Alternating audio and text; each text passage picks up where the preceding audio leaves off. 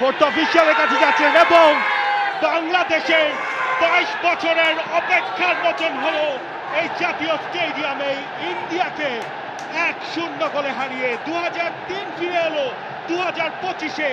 বাংলাদেশের কাছে এখন আর অপরাজেয় নয় টিম ইন্ডিয়া এবং এশিয়ান কাপ কোয়ালিফায়ারে বাংলাদেশের প্রথম জয় চোখের কান্না। এই মৌসুম দেখেছেন বাংলাদেশের সবশেষ জয়টাও, আর 23 বছর তাকে অপেক্ষা করতে হলো আরও একটা জয়ের জন্য।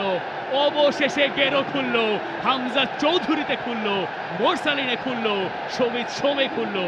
বাংলাদেশ বছরের শেষটা করলো একটা জয় দিয়ে। লোকে বলে সব ভালো যার শেষ ভালো তার, শেষটা নিদেন পক্ষে ভালো হলো বাংলাদেশের। অবশেষে জিতলো বাংলাদেশ। এই বাংলাদেশ আর্লি লিডটা নিতে পারে। এই বাংলাদেশ আর প্রতি ম্যাচে শেষে এসে গোল কনসিড করে না।